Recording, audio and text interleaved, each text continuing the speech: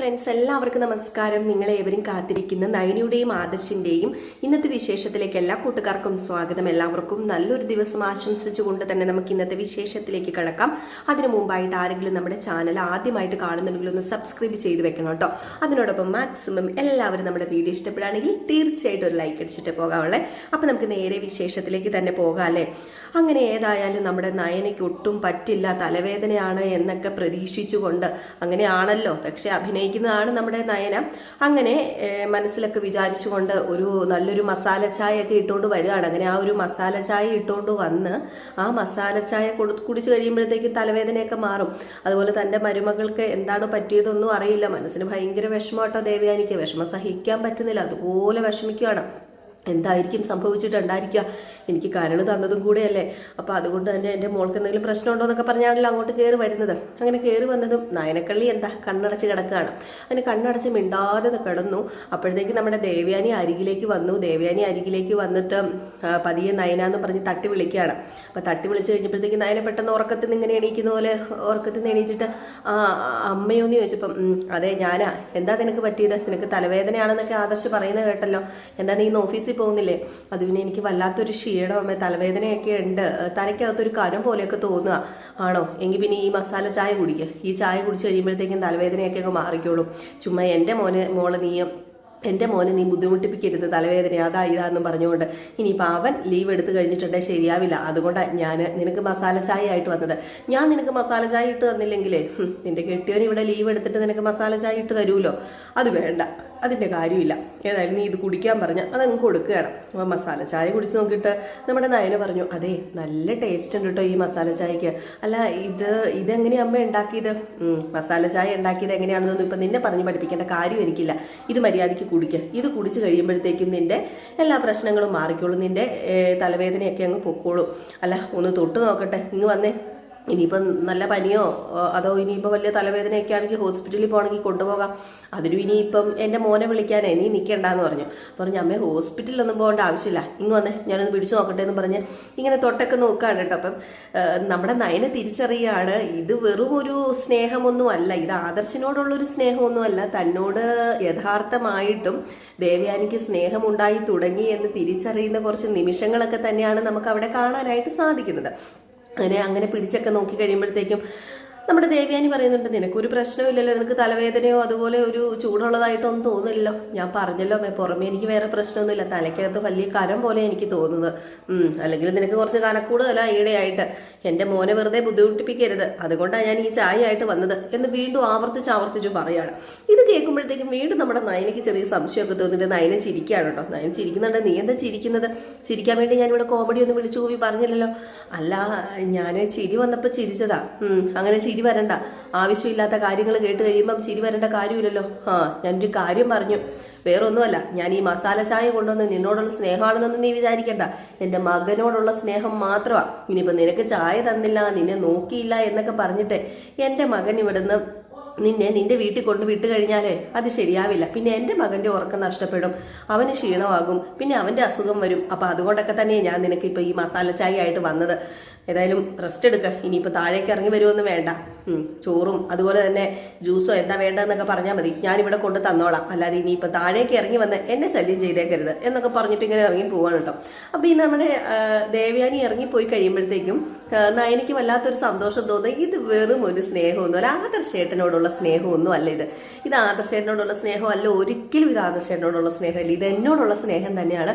മറഞ്ഞിരുന്ന് എൻ്റെ അമ്മായിയമ്മ എന്നെ സ്നേഹിക്കുന്നുണ്ട്, അതെനിക്ക് ഉറപ്പാണ്, എനിക്ക് നന്നായിട്ട് മനസ്സിലാകുന്നുണ്ട്. ഇതേ സമയം പിന്നെ കാണിക്കുന്ന സീൻ എന്ന് പറഞ്ഞിട്ടുണ്ടെങ്കിൽ നമ്മുടെ അനാമികയാണ് കേട്ടോ. അപ്പൊ അനാമികയ്ക്ക് എങ്ങനെയെങ്കിലും നന്ദുവിന്റെ ആ SI പോസ്റ്റ് തെറിപ്പിക്കണം. SI സെലക്ഷൻ കിട്ടി, ഫിസിക്കലിൽ ഇനിയിപ്പം നന്ദുവിനെ തോൽപ്പിക്കാൻ ആര് വിചാരിച്ചാലും നടക്കില്ല. അപ്പൊ അതുകൊണ്ട് തന്നെ ആ ഒരു SI എന്നുള്ള ആ ഒരു പോസ്റ്റിലേക്ക് നമ്മുടെ നന്ദു വരാൻ പാടില്ല. ഇനിയിപ്പോൾ എന്താണ് വഴി? അവൾ വന്നു കഴിഞ്ഞിട്ടുണ്ടെങ്കിൽ ആകെപ്പാടെ പ്രശ്നമായി പോകും. ഇനിയിപ്പോൾ എന്ത് ചെയ്യേണ്ടതെന്നൊന്നും അറിയത്തില്ല. അതുകൊണ്ട് നമ്മുടെ രേവതിനെയും അതുപോലെ രേവതിയുടെ കെട്ടിയവനും അതായത് നമ്മുടെ അനാമികയുടെ അച്ഛനെയും കൂടെ വിളിച്ചിട്ട് കാര്യങ്ങളൊക്കെ പറയാണ്. അച്ഛാ, അമ്മ എന്തെങ്കിലും ചെയ്തേ പറ്റൂ, എന്തെങ്കിലും ഒന്നും ചെയ്തില്ല എങ്കിൽ എനിക്കിവിടെ സമാധാനമില്ല. നമ്മുടെ കള്ളത്തരങ്ങൾ ഓരോന്നായി പുറത്തു വരും. നവ്യ പലതവണ വെല്ലുവിളിക്കുന്നുണ്ട് എന്നെ. വേറൊന്നുമല്ല വെല്ലുവിളിക്കുന്നത്, നിന്റെ നെക്ലേസ് കാണാതെ പോയതും അമ്മായി കുടിച്ച പാലിൽ വിഷം കലർത്തിയത് ആരാണെന്നും ഒക്കെ തെളിയിക്കും, എൻ്റെ അനിയത്തി പോലീസായിട്ടൊന്ന് ഇങ്ങ് വന്നോട്ടെ എന്നൊക്കെ ആവർത്തിച്ച് പറയും. എനിക്ക് സത്യമായിട്ട് പേടിയാവും അമ്മ, എന്തെങ്കിലും ഒന്ന് ചെയ്തേ പറ്റൂ എന്ന് പറയുമ്പോഴത്തേക്കും മോള് ഫോൺ വെക്കുക, ഞാൻ ഏതായാലും വേണുവേട്ടനോടൊന്ന് സംസാരിക്കട്ടെ എന്ന് പറയാണ്. അങ്ങനെ നമ്മുടെ രേവതി വേണുവിനോട് പോയി കാര്യം പറയാണ്. അതേ വേണുവേട്ട, മോക്ക് ഒരു സമാധാനവും അവിടെ ഇല്ല. അവളില്ലേ ആ മൊട്ടച്ചി പോലീസ് ആകാൻ പോവുകയാണെന്ന് ഓർത്തിട്ട് എൻ്റെ മോക്ക് ഒരു സമാധാനവും കിട്ടുന്നില്ല. നമ്മളും കൂടി ഇതിലാകെപ്പാടെ പെടാൻ പോകുന്നത്. നമുക്കിതിന് എന്തെങ്കിലും ഒന്ന് ചെയ്തല്ലേ പറ്റത്തുള്ളൂ. കള്ളത്തരങ്ങളൊക്കെ ആ പെണ്ണ് വെളിയിൽ കൊണ്ടുവന്ന് കഴിഞ്ഞിട്ടുണ്ടെങ്കിൽ നമ്മുടെ അനാമിക മോൾക്ക് അവിടെ പിന്നെ ഒരു സ്ഥാനമില്ല. അവൾക്ക് അവിടെ നിന്ന് ഒന്നും പിന്നെ കിട്ടാൻ പോകുന്നില്ല. അതുമാത്രമല്ല, നമ്മളെ പോലീസ് സ്റ്റേഷനിൽ കയറ്റി ഇറക്കി നമ്മളെ ലോക്കപ്പിലിട്ട് നമ്മളെ ലാസ്റ്റ് ജയിലിൽ അടയ്ക്കും. പിന്നെ നമുക്ക് പുറലോകം കാണാൻ പോലും പറ്റാത്ത ഒരു അവസ്ഥ വരും. അനന്തപുരി തറവാട്ടുകാരുടെ കാര്യം അറിയാലോ, അതുകൊണ്ട് എന്തെങ്കിലും ഒന്ന് ചെയ്തേ പറ്റൂ എന്നൊക്കെ ഇങ്ങനെ പറയാണ്. അപ്പം ഇത് കേട്ട ഉടനെ തന്നെ അങ്ങനെ നമ്മുടെ വേണു പറയാണ്, എൻ്റെ കയ്യിൽ ഒരു ഐഡിയ കിട്ടിയിട്ടുണ്ട്. അത് വേറൊന്നുമല്ല, ഇപ്പം അവൾക്ക് SI സെലക്ഷൻ കിട്ടി. ഇനി ഫിസിക്കലൊക്കെ കഴിഞ്ഞ് അവൾക്ക് കയറണമെങ്കിൽ തന്നെ അവളുടെ പേരിൽ ഒരു കേസും വരാൻ പാടില്ല. അവളുടെ പേരിൽ എന്തെങ്കിലും കേസ് വന്നു കഴിഞ്ഞിട്ടുണ്ടെങ്കിൽ അവൾക്ക് ഒരിക്കലും SI ആയിട്ട് കയറാൻ പറ്റുകയില്ല. അപ്പോൾ അങ്ങനെയുള്ള കുറച്ച് കാര്യങ്ങളൊക്കെ ഉണ്ട്. അപ്പോൾ അതുകൊണ്ട് അവൾക്ക് എന്തെങ്കിലും ഒരു കേസ് ഉണ്ടാക്കണം. അത് വെറും കേസായാൽ പോരാ, ഊരി വരാൻ പറ്റാത്ത കേസായിരിക്കണം. അപ്പം അതുപോലൊരു കേസ് അവൾക്ക് ഉണ്ടായി കഴിഞ്ഞിട്ടുണ്ടെങ്കിൽ അവൾ എങ്ങനെ പോലീസാകും? ഏതായാലും നമുക്ക് ആ വഴി ഒന്ന് ചിന്തിക്കാമെന്ന് പറയുമ്പോഴത്തേക്കും രേവതിയും പറയാണ്, ശരിയാണല്ലോ വേണുവേട്ടാ, ഞാൻ ആ കാര്യം അങ്ങ് മറന്നുപോയി. അവളുടെ പേരിൽ വലിയ എന്തെങ്കിലും കേസുകൾ ഉണ്ടെങ്കിൽ ഉറപ്പായിട്ടും അവൾക്ക് SIയുടെ ഇത് കിട്ടത്തില്ല, പോസ്റ്റ് കിട്ടത്തില്ല. SIയുടെ പോസ്റ്റ് പോയിട്ട് ഒരു കോൺസ്റ്റബിൾ ആകാൻ പോലും അവൾക്ക് പറ്റില്ല. അങ്ങനെ ആകുമ്പം കൊള്ളാം, ഈ ഐഡിയ കൊള്ളാം. ഈ വേണുവേട്ടൻ്റെ ഈ ബുദ്ധി ഇത്രയും നാളും എന്താ വേണുവേട്ടൻ പ്രവർത്തിക്കാതിരുന്നത്? അത് പിന്നെ അത്യാവശ്യ സമയത്തല്ലേ രേവതി എൻ്റെ ബുദ്ധിയൊക്കെ ഞാൻ പ്രവർത്തിപ്പിക്കത്തുള്ളൂ. ഇല്ലെങ്കിൽ ആവശ്യമില്ലാത്ത സമയത്തെടുത്ത് പ്രവർത്തിപ്പിക്കാൻ പറ്റുമോ? ഇതൊക്കെ മാറ്റി വെച്ചിരിക്കുന്ന ഐറ്റംസ് അല്ലേ. ഏതായാലും തക്ക സമയത്ത് തന്നെ വേണുവേട്ടൻ ഈ കാര്യം പറഞ്ഞ് നന്നായി എന്നൊക്കെ പറഞ്ഞ് അവർ ഭയങ്കര സന്തോഷിക്കുകയാണ്. അങ്ങനെ നമ്മുടെ രേവതി നേരെ അനാമികേനെ വിളിച്ച് കാര്യങ്ങൾ പറഞ്ഞപ്പോഴത്തേക്ക് സെറ്റ്, ഓക്കെ, എങ്കിൽ പിന്നെ ഇത് തന്നെയാണ് സമയം, ഇത് തന്നെയാണ് നല്ലൊരു ഐഡിയ എന്ന് പറയുന്നത്. നമുക്ക് അങ്ങനെ ചെയ്യാം. എന്തെങ്കിലും കേസ് കെട്ടിവെക്കാൻ ഇത്ര പാടൊന്നുമില്ലല്ലോ. ഇപ്പം എന്തെങ്കിലും നമ്മുടെ നന്ദുവിൻ്റെ വീട്ടിൽ കൊണ്ടുവയ്ക്കുകയോ അല്ലെങ്കിൽ എന്തെങ്കിലും ഒരു കേസ്, കഞ്ചാവ് കേസൊക്കെ ആക്കി കഴിഞ്ഞിട്ടുണ്ടെങ്കിൽ പിന്നെ ഒരിക്കലും നമ്മുടെ നന്ദുവിന് പോലീസാകാൻ കഴിയില്ല. അപ്പം അതുകൊണ്ട് തന്നെ ആ ഒരു ഇത് കേട്ട് കഴിഞ്ഞപ്പോഴത്തേക്കും അനാമികയ്ക്ക് ഭയങ്കര സന്തോഷമായി.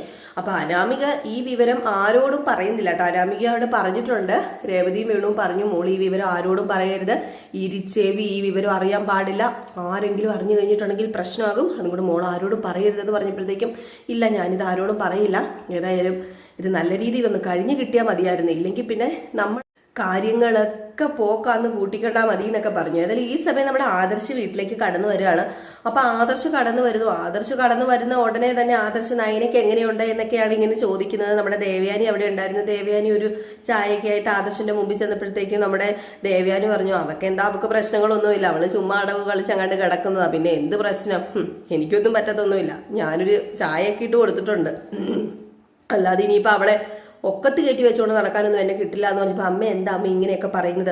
അവളുടെ വയ്യായിക അമ്മ മനസ്സിലാക്കണ്ടേ? അവൾക്ക് വയ്യാഞ്ഞിട്ടല്ലേ അവള് വയ്യായിക, എനിക്ക് അവളുടെ വയ്യായിക ഞാൻ എന്തിനാ മനസ്സിലാക്കണത്?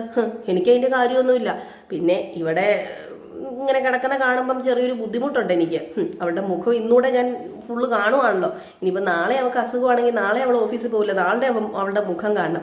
ഞാൻ ഇവിടുന്ന് പറഞ്ഞ് ഓഫീസിലേക്ക് വിട്ടത് തന്നെ എന്തിനാ? അവളുടെ മുഖം എനിക്ക് കാണാൻ പറ്റില്ല, അതുകൊണ്ടാണ്. അപ്പോഴത്തേക്ക് നമ്മുടെ ആദർശന് ദേഷ്യം വന്നിട്ട് ആദർശ്, അമ്മ ഈ കാണിക്കുന്നത് അത്രയ്ക്ക് നല്ല കാര്യമൊന്നും അല്ല കേട്ടോ, അമ്മ ഒന്ന് ഓർക്കണം, അമ്മ ഹോസ്പിറ്റലിൽ കിടന്നപ്പം അമ്മയ്ക്ക് കൂട്ട് തന്നത് അവള്, പിന്നെ അവൾ ഹോസ്പിറ്റലിൽ കിടന്നപ്പോൾ എനിക്ക് കൂട്ട് തന്നു, അവിടെ എൻ്റെ സൗര്യം കളയാനായിട്ടല്ലേ അവൾ അങ്ങോട്ടേക്ക് വന്നത്, പിന്നെ നീ അവിടെ ഉണ്ടല്ലോ, നീ എപ്പോഴും അവളെ നിന്റെ അടുത്ത് കൊണ്ടാക്കി നിർത്തിയതല്ലേ, അല്ലാതെ എന്നോടുള്ള സ്നേഹമൊന്നും ഇങ്ങനെ ഒലിച്ചിറങ്ങിയിട്ടല്ലടാ അവൾ അന്ന് ഹോസ്പിറ്റലിൽ വന്ന് നിന്നത്.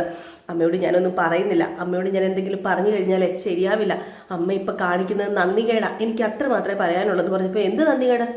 നിൽക്കടാ, ആ നന്ദികേട് എന്താണെന്ന് നീ പറഞ്ഞിട്ട് അങ്ങ് പോയാൽ മതി എന്ന് പറഞ്ഞുകൊണ്ട് നമ്മുടെ ദേവയാനി.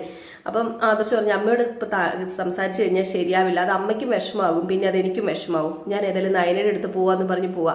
അപ്പോഴത്തേക്കും ദേവയാനി ആണെങ്കിൽ മനസ്സിൽ വിചാരിക്കുക, കണ്ടില്ലേ അവന് ഭാര്യയോടുള്ള സ്നേഹം വല്ലാണ്ടങ്ങ് കൂടിയിരിക്കുകയാണ്. ഏതായാലും എൻ്റെ മോനും എൻ്റെ മരുമകളും ഇങ്ങനെ സ്നേഹിച്ചെന്നും ഇങ്ങനെ ജീവിക്കുന്ന കാണാൻ തന്നെ എനിക്ക് താല്പര്യം. ഞാൻ എൻ്റെ സ്വന്തം മകളായിട്ടാണ് കാണുന്നത്. അവൾക്കൊരു അസുഖം വന്നു കഴിഞ്ഞിട്ടുണ്ടെങ്കിൽ ഞാൻ അവളെ നോക്കാതിരിക്കുമോ, ഞാൻ അവളെ സംരക്ഷിക്കാതിരിക്കുമോ? പക്ഷെ പുറമേ അത് കാണിച്ചു കഴിഞ്ഞിട്ടുണ്ടെങ്കിൽ ഒരിക്കലും ശരിയാവില്ല. അതങ്ങനെ പുറമേ കാണിച്ചു കഴിഞ്ഞാൽ അത് ഇപ്പം പ്രശ്നമാണ്.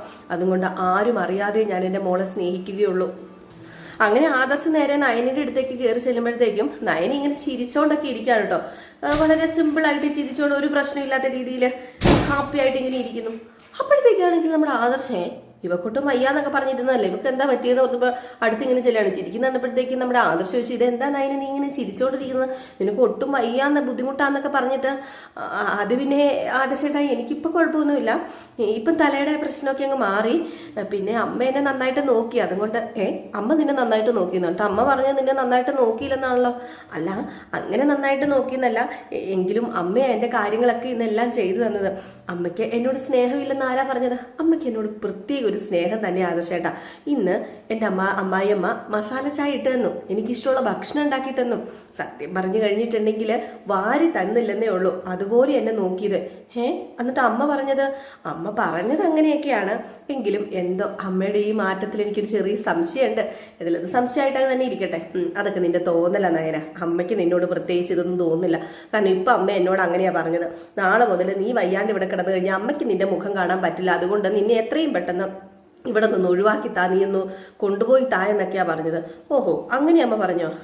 അങ്ങനെയൊക്കെ അമ്മ പറഞ്ഞു എന്നൊക്കെ പറയാം.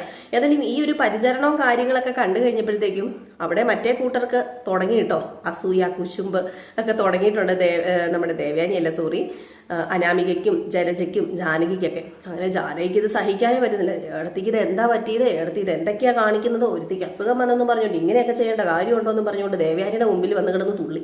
ദേവയാനി പറഞ്ഞു, എൻ്റെ പൊന്നു ജാനകി, അവൾക്ക് അസുഖം വന്നതിന് നമ്മൾ ഇങ്ങനെ ചെയ്തില്ലെങ്കിലേ, ഞാനിങ്ങനെ ചെയ്തില്ലെങ്കിലേ നാളെ മുതൽ അവൾ ഇവിടെ കിടന്ന അവളെ ഞാൻ നോക്കണം, അല്ലെങ്കിൽ ആദർശ് ഇവിടെ നിൽക്കും അവളെ നോക്കാൻ വേണ്ടി. അത് കാണാനൊന്നും എനിക്ക് പറ്റത്തില്ല. അതുമല്ല, അവൾ ഈ വീട്ടിൽ 3-4 ദിവസം കിടന്നു കഴിഞ്ഞിട്ടുണ്ടെങ്കിൽ എങ്ങനെ ശരിയാവുന്നത്? അവളുടെ മുഖം ഞാൻ കാണണ്ടേ? അവൾ എങ്ങനെയെങ്കിലും ഓഫീസിൽ പോകണം. അതുകൊണ്ടല്ലേ ഞാൻ അവളെ പരിചരിച്ചത്. അല്ലാതെ എനിക്ക് അവളോടുള്ള സ്നേഹം ഇങ്ങനെ നിറഞ്ഞു കവിഞ്ഞൊഴുകിയിട്ടൊന്നും അല്ല എന്ന് പറഞ്ഞപ്പോൾ എന്താണെങ്കിലും ഏട്ടത്തി ചെയ്തത് മഹാവൃത്തികേടായിപ്പോയി. അതൊക്കെ കാണുമ്പോൾ ഇങ്ങനെ ദേഷ്യം വരിക. എൻ്റെ അനാമിക മോൾക്ക് എന്ത് വിഷമമായി പോയെന്നറിയാമോ? എന്ത് അനാമിക മോൾക്ക് വിഷമമായോ അവളെ സ്നേഹിച്ചത്? പിന്നല്ലാതെ അനാമിക മോള് വന്നപ്പോൾ മുതൽ ഏടത്തി അനാമിക മോളെ കയ്യിലെടുത്തുകൊണ്ട് നടക്കല്ലായിരുന്നോ? കൈ വെള്ളയിലല്ലേ കൊണ്ട് നടന്നത്. ഇപ്പം അനാമിക മോളോട് ഒരു സ്നേഹമില്ലെന്ന് അവൾ പറയുന്നത്. അതൊക്കെ അവളുടെ തോന്നല. ഞാനിപ്പോൾ അവളെ ഇങ്ങനെ സ്നേഹിക്കുന്ന പോലെ അഭിനയിക്കുന്നത് വേറൊന്നിനുമല്ല. അവൾ ഇവിടെ നിൽക്കണം. അവളിവിടെ നിന്നില്ലെങ്കിൽ എൻ്റെ മകൻ കൈവിട്ടു പോകും. എൻ്റെ മകൻ എന്നും എൻ്റെ കൂടെ നിൽക്കുന്നതാണ് എനിക്കിഷ്ടം. അതുകൊണ്ട് മാത്രമാണെന്നൊക്കെ പറഞ്ഞ് വീണ്ടും ഇങ്ങനെ വിശദീകരിക്കുകയാണ് കേട്ടോ. അപ്പോൾ ഇവയൊക്കെ കോർത്തിണക്കിയാണ് നമ്മുടെ ഇന്നത്തെ വിശേഷം വന്നിരിക്കുന്നത്. അപ്പോൾ എല്ലാവരും കാത്തിരിക്കുക. നമുക്ക് ഫുൾ വിശേഷം ഇതുവരെ എത്തിയിട്ടില്ല. അതായത് സീനും ഡയലോഗ്സ്, അതായത് കറക്റ്റ് സീനും ഡയലോഗും അല്ല ഞാൻ കറക്റ്റ് പറഞ്ഞിരിക്കുന്നത്. അപ്പോൾ അതിൽ നിന്ന് കുറച്ച് വ്യത്യാസമൊക്കെ കാണുമായിരിക്കും ഫുൾ വിശേഷം വരുമ്പോൾ. അതായത് ഇത് തന്നെയാണ് കഥ, ഡയലോഗ്സും ഒക്കെ വ്യത്യാസം കാണുമായിരിക്കും കേട്ടോ. അപ്പം ഞാൻ നമ്മുടെ കഥ വന്നു കഴിയുമ്പോൾ എന്തെങ്കിലും വ്യത്യാസങ്ങളൊക്കെ ഉണ്ടെങ്കിൽ നിങ്ങളുടെ മുമ്പിൽ പുതിയ കഥയുമായിട്ട് വരാം കേട്ടോ. അപ്പം നിങ്ങളുടെ സ്നേഹത്തിനും സപ്പോർട്ടിനൊക്കെ ഒരുപാട് നന്ദിയുണ്ട്. മൈക്ക് വെച്ചിട്ടില്ലാത്തത് കൊണ്ട് തന്നെ മൊത്തത്തിലൊരു എക്കോ വരുന്നുണ്ടെന്ന് തോന്നുന്നു നമ്മുടെ ഈ ഒരു വോയിസിൽ. അപ്പം മൈക്ക് ഞാൻ കുത്തിയിട്ടില്ല. മൈക്ക് സത്യമായിട്ടും കുത്താൻ മറന്നുപോയി. അതുകൊണ്ടാണ്. പിന്നെ ഞാൻ ചെയ്തു തുടങ്ങിയപ്പോൾ പകുതി സമയത്ത് പോയി കുത്തിക്കഴിഞ്ഞിട്ടുണ്ടെങ്കിൽ 2 ഇതായിട്ടിരിക്കുമല്ലോ സംസാരം. അപ്പം അതുകൊണ്ടാണ് ഞാൻ പിന്നെ കുത്താത്തത്. അപ്പം ശബ്ദത്തിന് കുറച്ച് പതർച്ചയും അതുപോലെ തന്നെ ഈ എക്കോയൊക്കെ കയറി വരും. ഒന്ന് ക്ഷമിച്ചേക്കണം കേട്ടോ. അപ്പം നിങ്ങൾക്ക് എല്ലാവർക്കും വീണ്ടും നല്ലൊരു ഞായറാഴ്ചയൊക്കെ ആശംസിച്ചുകൊണ്ട് നിർത്തുന്നു. നെക്സ്റ്റ് ഒരു വീഡിയോ ആയിട്ട് വരാം കേട്ടോ. ഉടനെ തന്നെ വരാം. അതുവരെ എല്ലാവർക്കും ടാറ്റാ, ബൈ ബൈ.